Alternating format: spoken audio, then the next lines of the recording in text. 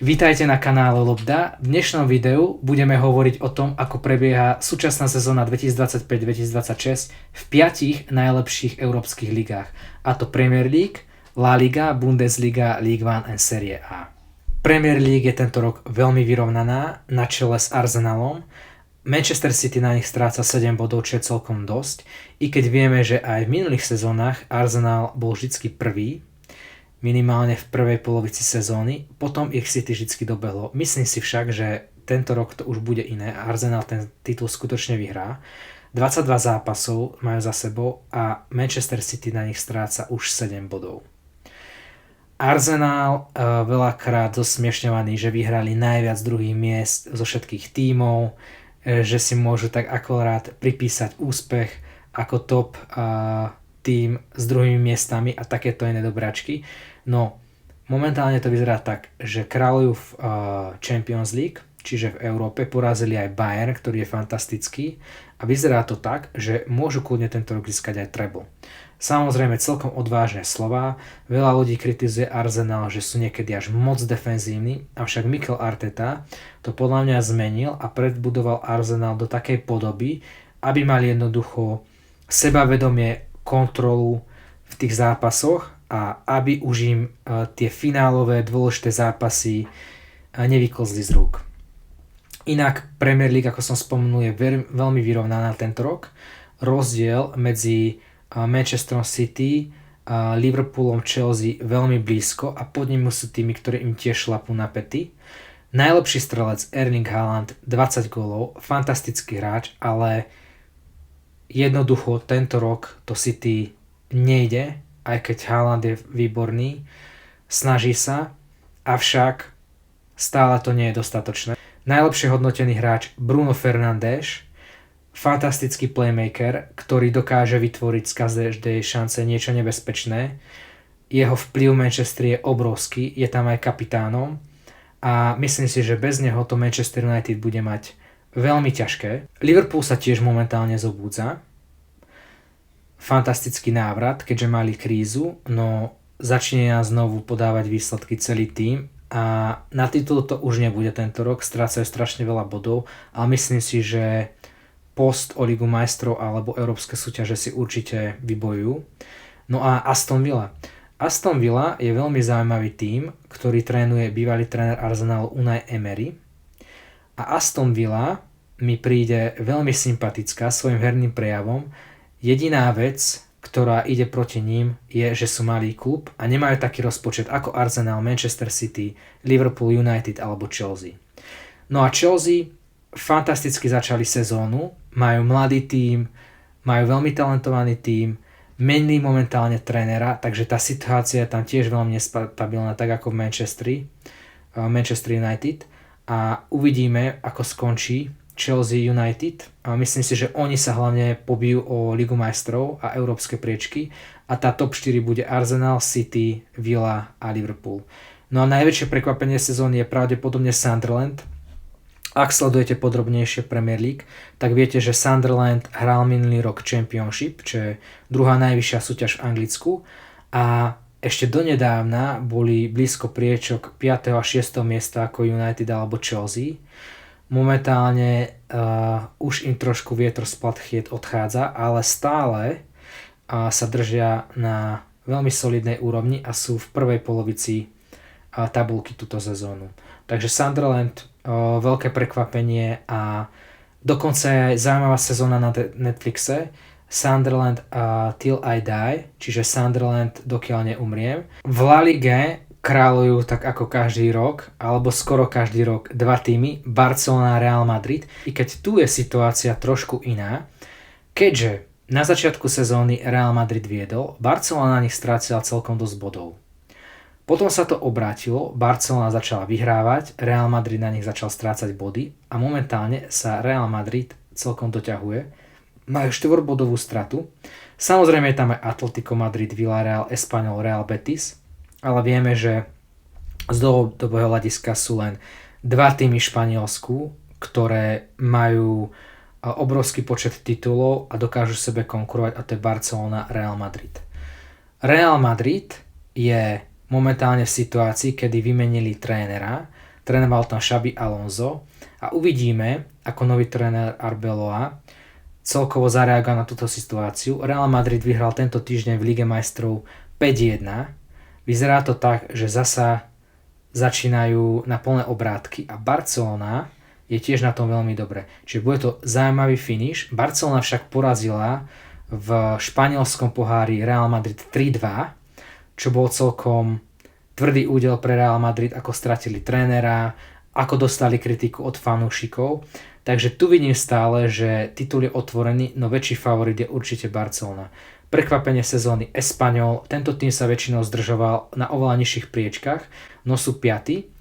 No a top strelec La Ligy, niektorí aj ho označujú ako najlepšieho hráča sveta, Kylian Mbappé s 19 gólmi. A taktiež je najlepšie hodnoteným hráčom Antony, ktorého možno poznáte. Mnoho fanúšikov na nejakej futbalovej meme scéne si ho doberajú a hovoria o ňom ako o GOATovi, ako o hráčovi, ktorý je najlepší hráč všetkých čias, ale je to také trošku jeho zosmiešňovanie. No mne sa páči, že bol veľmi podceňovaný Manchester United, ľudia si robili z neho srandu, pretože robil tú svoju typickú piruetu a nejaké neefektné triky počas zápasu ako Brazílec, chcel sa predviesť, no nie vždycky sa mu to podarilo a ľudia trošku začali zosmiešňovať. Manchester United nemal úplne najlepšiu sezónu, no Real Betis dostáva asi dostatok lásky od fanúšikov a vedenia, aj dôveru. Inak z Atletico Madrid hráva aj Hansko, náš slovenský reprezentant, ktorý je tam súčasťou základnej zostavy a podáva fantastické výkony tento rok a tréner Diego Simeone vkladá do neho celkom veľkú dôveru. Jednoznačným lídrom Bundesligy je Bayern Mníchov, stačí sa pozrieť na body, majú 50 bodov po polke sezóny a Borussia Dortmund stráca na nich 11 bodov. Ale čo je ešte desivejšie, je ten gólový rozdiel. Čiže Bayern strelil 71 gólov, obdržal 14 gólov a ten gólový rozdiel je 57. Pričom Borussia má 18. Tu vidno obrovskú prevahu. Kto pozerá zápasy Bayernu Mníchov, tak vyhrávajú neuveriteľnými vysokými výsledkami. Majú nabitý káder, je tam Harry Kane, Musiala sa im vrátil, Michael Olise, teraz Lennart Karl, mladý talent 17-ročný, samozrejme Kimmich, v bráne Neuer, možno som ešte zabudol na Briho. Majú tam jednoducho obrovskú kvalitu, nedá sa to porovnať s ostatnými tímami. Na začiatku toho sezóny to vyzeralo, že Borussia Dortmund alebo Lipsko tam bude môcť niečo urobiť, ale bez šance. Taktiež Bayer Leverkusen úplne stratil svoju silu, ako odišiel Xabi Alonso a mnoho ostatných hráčov. Na začiatku sezóny tam bol Erik ten Hag, ktorého vyhodili, mal tam nejaký škandál, že sa nedohodol s vedením, a bol tvrdohlavý, potom vypukla aj kauza s jeho agentúrou, kedy podpisoval hráčov tak, aby mal z toho on osoch. Každopádne Bayern Mníchov je jednoznačný ašpirant na titul a myslím si, že pre nich je to aj možnosť tento rok treble.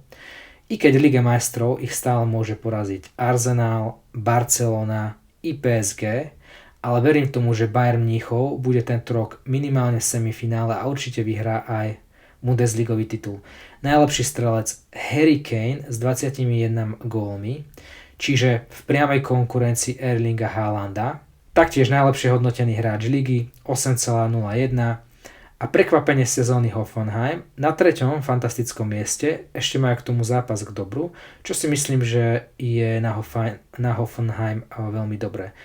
Bundesliga je stále jedna z najnavštevovanejších líg sveta a stále veľmi fyzická, atraktívna na sledovanie, ale Bayern Mníchov je tam hlavná tvár, monopol a bez nich by tá liga bola dosť ochudobnená. Napríklad, keď ste zobrali z také Premier League nejaký tím, tak by ste to až tak nespoznali, ale Bayern Mníchov je v podstate tvár Bundesligy. Série A. Tá je tento rok veľmi, veľmi vyrovnaná. Na začiatku sezóny tam kráľoval Neapol a AC Milano, no postupne sa dotiahol Inter Milan, za AS Rím fantastický hráč Paulo Dybala. Je tam trošku taká teraz až telenovela jeho návratu, že kedysi hrával za Juventus a znovu mu to začalo strieľať v Ríme ale ako vidíte, Rím momentálne stráca na Inter Milano 7 bodov, čo je celkom dosť. Uvidíme ešte, ako sa to všetko vyvinie, ale zasa vyzerá to tak, že Inter Milano má našlapnuté na to, aby bolo tým hlavným ašpirantom na titul, i keď AC Milano, Neapol, Juventus a reálne aj Rím stále ešte môžu zamiešať kartami. Avšak ako vidíte, AC Milano nemá v poslednej dobe moc dobrú formu, naopak Inter Milano sa prebudilo a idú hore. Najlepšie hodnotený hráč ligy je Luka Modrič, fantastický nákup z Realu Madrid. Luka Modrič bol stále vo vysokom veku v Reále Madrid oporou tímu. Sice tam už mal iba nejaké kameá a už nehrával od začiatku, bol to skôr hráč, ktorý prišiel z lavičky, veľmi skúsený hráč, ktorý prišiel z lavičky, ale myslím si, že tento prestup mu úplne sadol a AC Milano je fantastický klub pre neho.